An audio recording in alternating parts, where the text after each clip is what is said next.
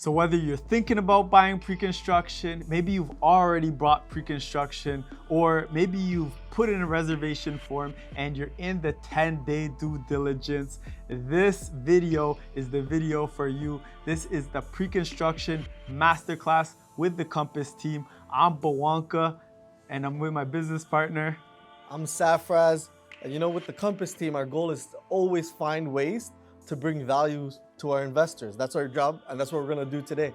So now we've been doing a lot more pre-construction, and what we've noticed is people always keep asking the same sort of questions and we keep giving them the same information. So what we're gonna do today is we're really gonna break down what the process looks like of pre-construction and all of the important things that you really need to think about. So the first thing, it's actually not the first thing that you need to know, but it's always important to know what the process of buying pre-construction looks like.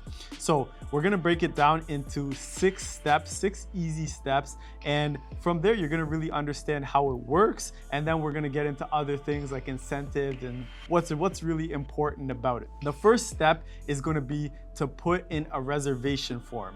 Now, what a reservation form is, that's where you're gonna be picking the unit that you want. Maybe the building has launched, maybe it hasn't launched yet, but you're gonna put in the unit that you want. And usually you gotta put in your top 3 units, just because sometimes some of them are not gonna be available. So you put in your top 3 units, and then they're gonna go through, they're gonna see what's actually available, and they'll let you know, here are which ones are gonna be available, which one do you want? Or maybe only one of them is gonna be available, and do you wanna move forward with this one? And that's what brings us to step number 2. Now, step number 2 is gonna be where they're gonna send out the contract to you.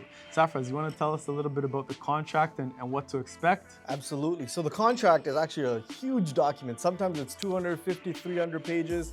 It's of course the agreement to purchase it, but it's also sometimes 100 pages of the condo documents, the rules. And you know what we always say? I can't read it, you can't read it. It's really long and tedious, and unless you're trying to sleep while reading it, it's typically best left to the lawyers. Yeah, no, for sure. Like whenever we're with people and we're signing it, a lot of times it's gonna be on DocuSign. So it's electronic signature. In the first couple pages, people are always nervous. What am I signing? And then you start going through it, and then you realize there's 400 pages of this. You just gotta sign. But that brings us to, it's actually gonna be step 4, but that's where the lawyer is gonna get involved. And there's actually, Ontario has put in place a 10-day due diligence period.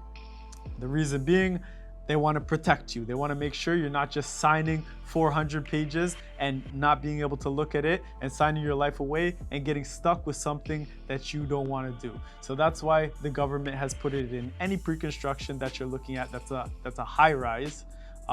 Those ones are always gonna have that 10-day due diligence period. So the next step is gonna be step number 3. So now you've signed the contract. In order for you to secure the unit and have the unit, you need to put down a check. It's gonna be it's normally $10,000, but we've seen as low as $5,000. And that usually, it always works into the deposit structure. So almost always you're gonna see $10K on signing, and then it's gonna go to the balance of 5%, or maybe even the balance of 2.5% within 30 days. So that's step number 3. Step number 4, now we get to the lawyer. So Safraz, you wanna tell us a little bit about the lawyer? So we have a lawyer that specializes in pre-construction. Again, it's not your typical contract that's maybe 10 to 15 pages. There's up to 400 pages. And what the lawyer does is they go through the whole process with you. They double check. We're gonna get into the details of what they're gonna check. We're gonna talk about that, but they're gonna double check to make sure that you guys are covered. We've put in all the correct clauses to make sure that you're protected. And going into occupancy, we understand all the numbers. We will go through cap development charges, which we're gonna chat about just in a bit, but the lawyer goes in depth, page by page, and then comes up with a summary to come back to us first and say, you know what, Safraz and Bawanka, these are my concerns. And if there are not many concerns, we all sit at a table, we chat about it, and then we take it from there. Yeah, so even like we have other lawyers who we work with for resale, but these are pre-construction lawyers who specialize it, and they've seen it, they know what to look for, all of the important things, and that's gonna give you a lot more peace and just help you feel better with it. So the fifth step is going to be getting a mortgage approval letter.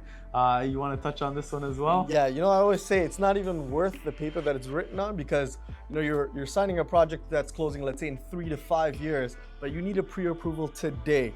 So we do have mortgage brokers that can handle that. Basically, the purpose of this letter, I understand it from the builder's perspective, is basically they put it into the file, and then when they're getting their loans to start building, they need to show that they have all these pre-approved buyers on paper so that they can get their builder financing loan. But again, I understand why they do it, but the value, it's not really there. So step number 6, this is gonna be the last step. This is where you're bringing all of the rest of the deposit checks, whether it's gonna be 3 more, whether it's gonna be 5 more. These are gonna be post-dated checks for whenever the date is that the next payments are gonna be coming out. So you give those to the purchaser or to the builder, and then from there they're able to pull out the money every time it's time for those funds to come out. We kind of call it like a forced savings plan, so when these deposits are going to be needed, and yeah, it's just going to make it, you're just sitting and you're waiting. Years usually go by. It's usually anywhere between 3 years to 6 years, just depending on what the builder is, who the builder is, and how big the project is gonna be. And that brings us right to the next thing, which is gonna be the builder and the timing of the project. Now, especially in today, like how we are right now. Right now it's March 2024, and what's important to know, and why it's very important to have a really good builder, is because last year in 2023, pre-construction sales, they were down about 75%, but there was projects that were getting canceled, and there were projects that were getting just pushed back or held for a long time. And if your project gets canceled, I know, yes, it seems very scary, but don't worry, you're going to get your money back. But the problem is, say you've already put your deposit, say you've given 15% of the purchase price already, and the project ends up getting canceled. Right when it gets canceled, you're not gonna get the money back. It's gonna take a while for you to be able to get the money back. Yes, you will get the money back, but it's gonna take a while. And what you're missing out on is those 3 or 4 years that have gone past. You're gonna be missing out on a lot of that money that you could have been making over time and having your home appreciate. So that's one of the reasons why it's really good to have a good builder. Exactly, it's like the opportunity cost. You've waited, let's say, 3 to 4 years. In that time, you could have had your money grow. But because of the fact that the builder canceled, perhaps you went with your Uncle Charlie and you bought a project, the builder had maybe attractive rates, they can't build anymore. So now if the market went up X amount, you have the opportunity cost of missed. And now when you're buying again, let's say in 2027, you're buying at that day's value. And that's why we always say, like, builders, like, the absolute most important thing in pre-construction is builders. We want to know, have they done this before? Have they gotten permits before? How many projects have they done in the GTA? Do they have the funds for it? Like, especially with last year, right after COVID, we've seen a lot of changes. And that's why we always say builders are, typically in resale, it's location, location, location. In pre-construction, it's builder, builder, builder. That's always number one. Yeah, so we only are gonna work with very good builders. Our brokerage, we have one of the biggest brokerages of pre-construction in all of the GTA. But one thing for us is we're seeing probably 60, 70 different projects every single year, but we're only gonna be talking about or really getting loud about maybe anywhere between 5 to 8, and all of those are gonna be with a really good builder. Yeah, we vet it well in advance. You won't see it or hear it from us until we vetted it. We talk to the builder and say, understand their reputation, their plans, their goals. And that's the only time we feel comfortable as investors as well, presenting it to them. So the next thing that we do want to talk about is kind of the incentives. What are some good incentives? Now, the number one best incentive that there is platinum access. And what do you get with platinum access? You get early access. You're into the building before everybody else is able to get into the building. And why is that going to be beneficial? It's beneficial because you're able to make more money as the project sells. The project sells in different phases, and platinum access, you're one of the first ones in there, and you're able to get it in the earliest phase. And usually when it goes to the next phase, they're also going to be bringing the price up as well. Yeah, it's from the builder's perspective, it's forced appreciation. So now let's say you bought something at 600 grand, right? The builder says, all right, they want to also feel the feedback from the community. You know, they want to understand, all right, how is our product doing? Are people enjoying this? And they'll see that with the worksheets. If they get no worksheets on workday, they know they're overpriced or something's wrong here. But now they've gotten, 50 worksheets out of a 300 unit building. They sell the 50 and they're like, oh, we're doing pretty good. So what do they do in phase two? Sometimes they increase the price up to, I've seen $70,000 just in a couple of months time, just because they've seen the demand for it. So they bump it up 70, and guess what? Phase two, they're buying it at 70K higher than you. And that's what builder forced appreciation is. And that's why it's absolutely like the number one thing is always to get in platinum access. If you're able to, walk in 6 months later, a year later, and they're like, hey, we'll sell you a unit Safra Zamboanga.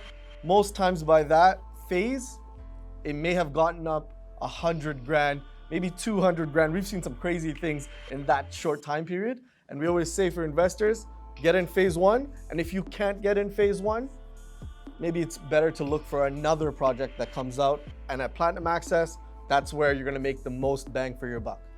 So the next one is having the right to lease. So what that means, during the occupancy period, you're able to lease out your unit. Now, some builders are gonna say, no, you know what? During occupancy, you're allowed to live there. Only you as an end user are allowed to live there.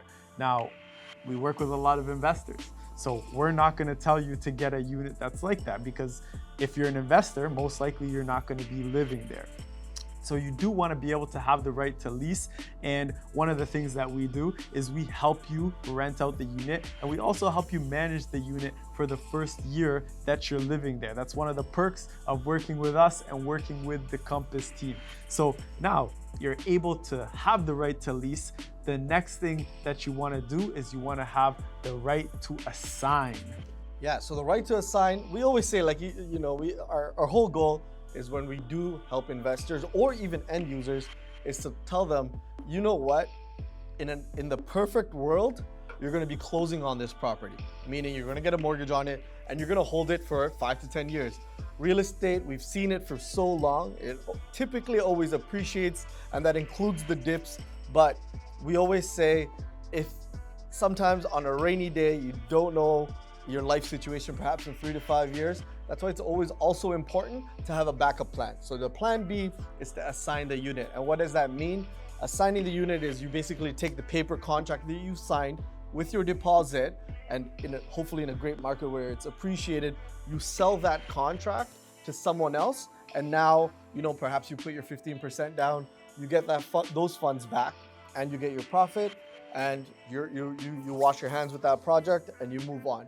Again, this is only for a rainy day. We tell our clients, like, intend to close on it as you'll foresee less issues, but a couple of years ago, COVID happened. So in those situations, you have to assign it. Yeah, no, life happens, and it's just good to have that as a backup plan. You don't want to have to do that, but you want to know that, like, I'm going to be able to assign it. I'm going to be able to sell it if I do need to sell it. And another thing Safraz was talking about was the market and appreciation. One thing that's very important to know, over the last 100 years, every decade, property values in the GTA, they double. And that's something that's good to know. To break it down for you even further, over the last 40 years, the average price in the GTA has gone up 6.7%. Now, there is highs and there's also gonna be lows. But over time, and you look at that line, you're gonna see the average price is going up 6.7% a year. So you want to make sure that you're getting this project at a really good price, and you're going to be able to watch that appreciation. You're not doing anything for 3 to 4 years, just making deposits, sitting there, watching paint dry. There's nothing really happening. You're still living your life, but you're able to generate income. Well, you're not really an income, but more so appreciation. Another really big incentive, and a lot of people don't know what this is, so we've been explaining it a lot, is the capped development fees. It's just so development fees. What are development fees? Now, whenever there's a new project coming, you're going to be changing the land. You're changing the land, so you need to change the sewage system, you need to change water lines.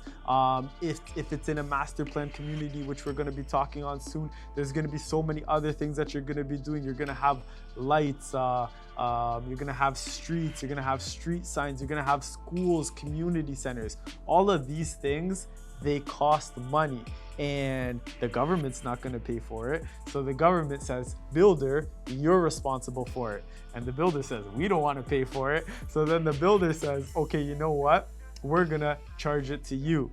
Now, we've seen people, not our clients, but we've seen people get hit with $60,000 on closing, $40,000 on closing. Now, we don't want that for you. We're never going to put you into a project like that. What we're gonna do is we're gonna make sure the development fees are capped. So they could be capped at, let's say, 5,000, let's say 10,000. So say the development fees come back and they say, you know what, it's 15,000, but you actually had it capped at 10,000, you're only paying 10,000. If the developer comes back and says it's going to be 8,000 for the development fees, you pay the 8,000. But if they're capped at a certain number, whether it's 10,000, 5,000, 15,000, whatever it is, every project is going to be different. Then you know on closing, this is the number. This is the maximum number that it's going to be for those development fees and those development charges.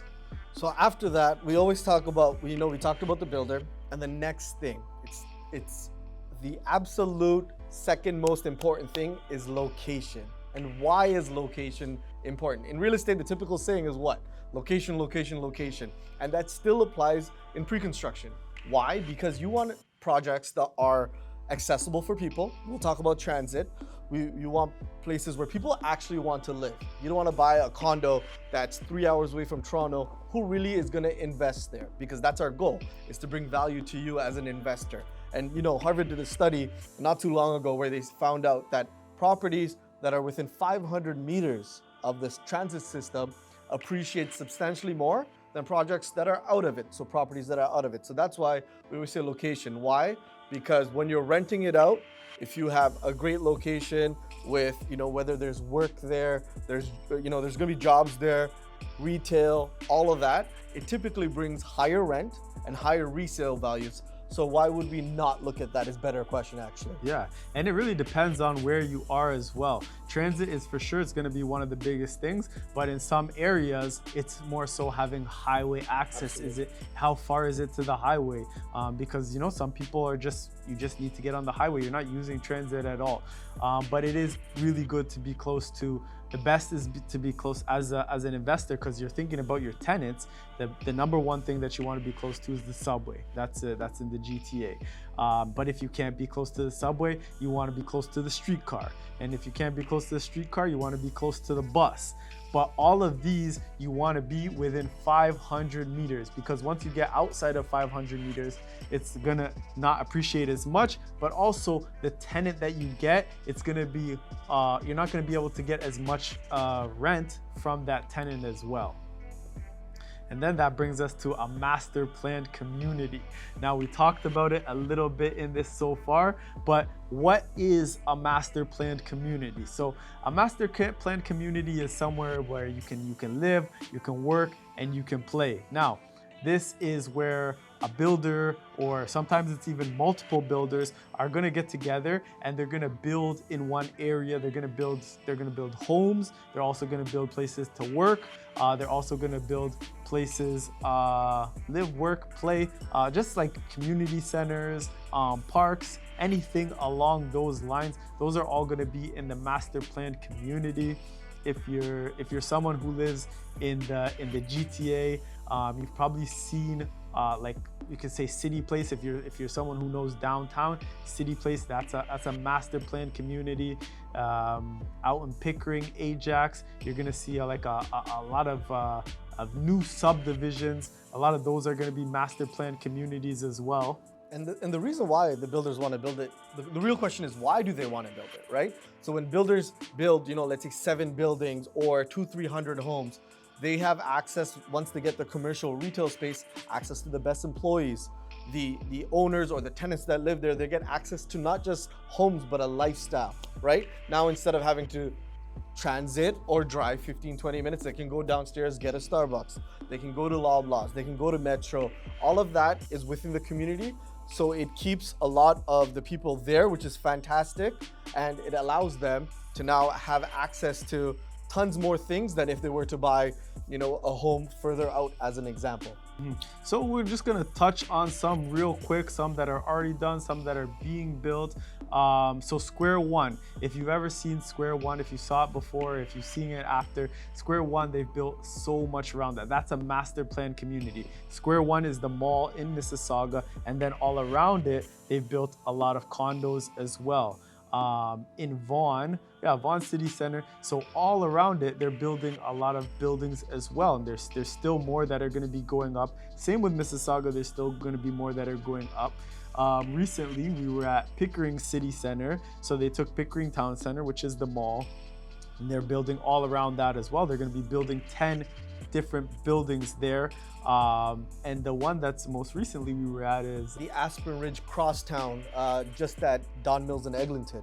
So they're building 7 towers of condos. They're building a community center, a park. They have townhomes. They have commercial and retail space. Also, it has access to the new LRT. I know it's taken 10 years, but we're almost at the finish line. But they have direct access through the building to the LRT. What does that mean? Now they have ease of connection to wherever they want to go. And one more thing that I love about master plan communities, we've talked about it, platinum access. But now imagine the builder, like in Pickering Town Center, they're building 10 buildings. Now imagine we had platinum access, you get into phase 1.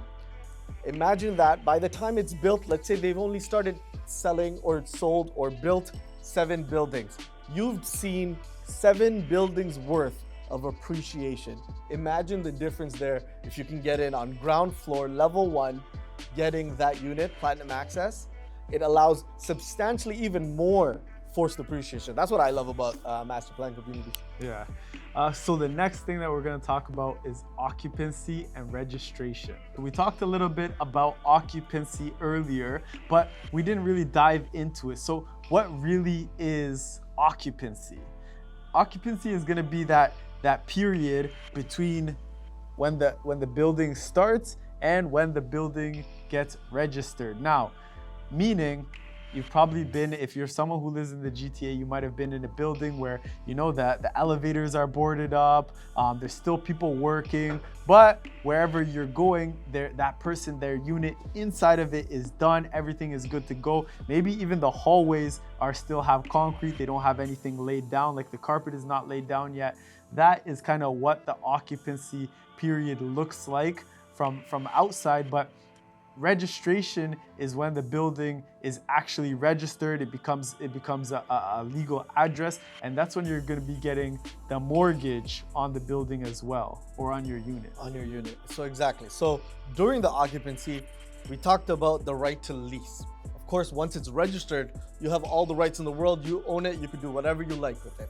But during occupancy, again, you do not have a mortgage on it yet. The builder will say, all right, we're in occupancy, sometimes 6 to 12 months. So during that time, there is occupancy fee. So imagine you closed on a property, you have to pay a mortgage, you have to pay maintenance fee and all the utilities and interest, of course, through your mortgage. But during the occupancy, what the builder says is, all right, Safras and Blanca, you folks can live in it, you can rent it out, you can do whatever you like with it. However, we also need to recoup that money because you don't have a mortgage on it. So there is an occupancy fee for that 6 to 12 months.